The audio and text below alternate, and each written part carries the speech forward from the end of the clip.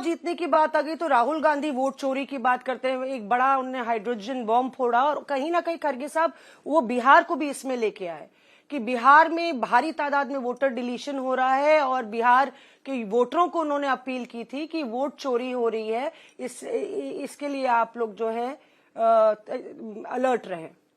तो वोट चोरी कितना आपको लगता है बड़ा मुद्दा है बिहार में? अरे आप तो देखिए, आप तो जो राहुल गांधी जी ने आपको बताया वो क्या चोरी छुपे ने प्रेस कॉन्फ्रेंस में उन्होंने बताया कौन से वोटर्स कितने कितने बार डाले, औरतें कितने बार डाले हैं, बूढ़े लोग कितने डाले हैं, और यहाँ तक यदि विदेशी लोग भी उनका फोटो इस्तेमाल करके वोट डाले हैं।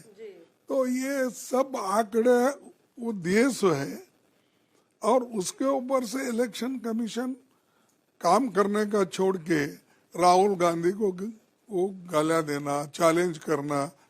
अरे राहुल गांधी को चैलेंज क्यों करते हो? प्रधानमंत्री ने तो तारीफ की है इलेक्शन कमीशन की कि पहले चरण का मतदान बहुत अच्छा कराया, इससे पहले गोली चलती थी, खून खराबा होता था। देखिए, इलेक्शन स्मूथली चलना बात एक है, फ्रॉड करके चोरी करके जीतना अलग है। तो ये फ्रॉड करके चोरी करके जीत रहे, यही राहुल जी का कहना है ना। तो यहाँ पे अगर जीतते हैं तो फ्रॉड करके जीत रहे हैं, ये भी कहा जाता है कि भाई विपक्ष अगर जीतेगा तो फ्रॉड नहीं है, सत्ता पक्ष। क्वेश्चन ये नहीं है, जो सिस्टम है वो सिस्टम इलेक्शन कमीशन ने गलत तरीके से इस्तेमाल कर रहा, उसका है। किसका हार किसका जीत वो बात और है। ये सिस्टम की बात जब हो रही है, वोट चोरी की बात हो रही है, ऐसा कर सकते हैं ये बताया गया।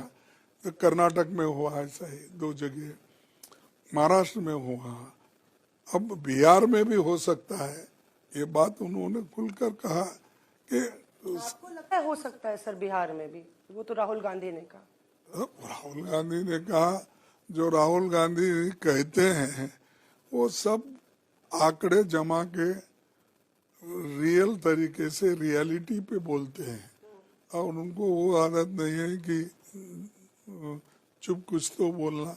अब जो सहन नहीं कर सकते, जो जलस लोग हैं, अब बार बार टीका राहुल जी की करते हैं।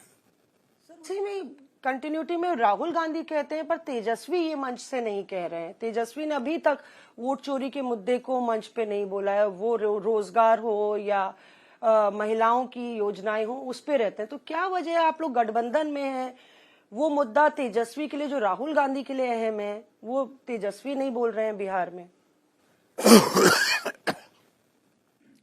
देखिए, इलेक्शन में एक एक मुद्दा एक एक नेता बोलते हैं। सबसे पहले तो पार्लियामेंट में राहुल गांधी ने उठाया अनएम्प्लॉयमेंट का, इन्फ्लेशन का और वोट चोरी का, ये सारी चीजें का, संविधान का वायलेशन, ये सारी चीजें उन्होंने उठाई। अब तेजस्वी भी वही बात यहाँ पर बोल रहे, अनएम्प्लॉयमेंट का बात कर रहे, माइग्रेशन का बात कर रहे, और दूसरी चीजें जो यहाँ के लोकल प्रॉब्लम है, इन्फ्लेशन का, महिलाओं के समस्या, वो सब बोल रहे हैं। और हम भी बोल रहे वही के बारे में नहीं बोल रहे हैं वो। और देखो भाई, ये कौन अब मैं बहुत से जगह ये भी बोला कि हमेशा मोदी आरएसएस का सहारा लेके चलते हैं, तो ये जरूरी नहीं कि दूसरा भी वही बात बोले। तो ये चीजें हैं स्पीच में जो कहा, लेकिन हमारा मैनिफेस्टो कॉमन है ना, तो वो मैनिफेस्टो पे चलेंगे सभी। सर एक बात तबका ईबीसी का है, महादलित वोटर्स का, और कहा जा रहा है कि नीतीश के साथ वो वोटर्स जो है मतलब पिछले चुनावों में लगातार उन्होंने ये सेगमेंट क्रिएट किया। क्या आपको लगता है कि जो अति पिछड़ा वर्ग है वो महागठबंधन की ओर कुछ चिटक के आएगा या कांग्रेस की ओर देख रहा है? आप लोग 2024 के चुनाव से संविधान बचाओ की बात कर रहे हैं, लेकिन बिहार में क्या वो सिक्का चल पा रहा है? क्योंकि अभी भी कहा जा रहा है वो नीतीश के साथ इंटैक्ट है और वही हार जीत भी तय करते हैं एक बड़े स्तर तक। देखिए, ये उनका कहना है कि मैं कुछ किया हूं, वो लोग मेरे साथ रहेंगे। डेमोक्रेसी में ऐसा नहीं होता। हमने बहुत से सहूलतें दी, फूड सिक्योरिटी दिए, मनरेगा प्रोग्राम दिए और राइट टू एजुकेशन दिए, आरटीआई एक्ट दिए, हेल्थ योजना दिए। लोग हमको वोट डाले क्योंकि आपके अपप्रचार से भी कभी कभी वोट अलग होता है। और ये ऐसा है कि जो उनके दिल में है, किसी न किसी ढंग से महिलाएं इकोनॉमिकली बहुत ही पिछड़े हुए लोग मेरे साथ हैं, ये उनकी कल्पना है। लोग संविधान के साथ हैं। लोग ये चाहते हैं कि देश के संविधान और लोकतंत्र को बचाने के उनका, क्योंकि संविधान रहा तो ये सब कुछ मिलने वाला है। संविधान ही अगर नहीं है तो उनको क्या मिलेगा? तो इसीलिए संविधान बचाने का काम हम कर रहे हैं और इंडिपेंडेंस, आजादी बचाने का काम हम कर रहे हैं। वो सिर्फ इलेक्शन में कुछ तो दिया ना नीतीश कुमार ने, ईबीसी वर्ग के लिए तमाम स्कॉलरशिप्स हैं, दलित स्टूडेंट्स के लिए स्कॉलरशिप, तो वो अरे ये तो कॉमन है। अब हमने जो कर्नाटक में किया, सब गारंटीज हम इम्प्लीमेंट कर रहे हैं। एक और सवाल सर, हिमाचल में किए, हम तेलंगाना में कर रहे हैं और हम भी दे रहे हैं। हमने तो बोला कि 30,000 रुपए सालाना महिलाओं को देंगे। इन्होंने तो 10,000 रुपए इलेक्शन के लिए रिश्वत के 10,000 इन्होंने महिलाओं को जो दिया है उद्योग करने के लिए, छोटे मोटे 10,000, ये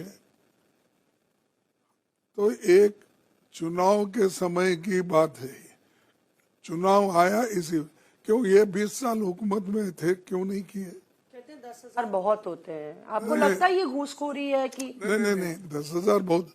10,000 क्यों नहीं दिए? 20, आप जो 20 साल से हुकूमत में है, कौन रोका था आपको? महिलाओं को उद्धार कर मत करो बोल के किसी ने रोका था? क्यों नहीं कहे उस वक्त? अब चुनाव है, चुनाव में जीतने के लिए ये तुम 10,000 नहीं तो आप तो हमेशा बोलते थे मोदी जी, पकौड़ा बनाओ, एम्प्लॉयमेंट मिलता है। और अब आजकल रील बना के छोड़ो, क्या है कुछ बोलते ना, वो रील देखो, बनाओ, लोग देखते हैं, एम्प्लॉयमेंट मिलता, ऐसी चीज बोलने वाले हैं। ये महिला भी होशियार है। महिला को स्वाभिमान से पैसे कमाना है, ऐसे नहीं छोटे मोटे काम लेकर संविधान को कुचलने वालों के हाथ में वो देना नहीं चाहते। ऐसा लग रहा है, मतलब कहा जा रहा है कि महागठबंधन सकपकाए हुआ था, इसलिए तेजस्वी ने लास्ट मोमेंट ऐलान किया कि 30,000 रुपए वो भी 14 नवंबर तक महिलाओं के खाते में डाल देंगे, क्योंकि महिला वोट बैंक जो है वो ये गेम चेंजर है, ये 10,000 वाला जो पैतरा है। देखो, हमारा मैनिफेस्टो है, हमारे मैनिफेस्टो में हम ये कहा, जैसा कि हम दूसरे स्टेट में भी किया है, तो हम गठबंधन का मैनिफेस्टो है और गठबंधन के मैनिफेस्टो में वो बोल रहे हैं। सर, दूसरे चरण का चुनाव होने वाला है, सीमांचल, चंपारण, इन सब इलाकों में अब प्रचार चलेगा। एक तरफ देखें तो केंद्रीय मंत्री ही बोलते हैं कि बुर्का उठा के देखना ही पड़ेगा अगर शरारत होती है। 2024 के भी चुनाव में हम लोग ने देखा था कि किस तरह से प्रधानमंत्री नरेंद्र मोदी के भी कुछ ऐसे बयान आए थे कि कपड़ों से पहचाना जाएगा। अभी गिरिराज सिंह इस तरह की बात करते हैं कि बुर्का उठा के देखना पड़ेगा। आपको क्या मायने लगते हैं कि क्या इसके क्या मतलब है? क्या ये ध्रुवीकरण की कोशिश है?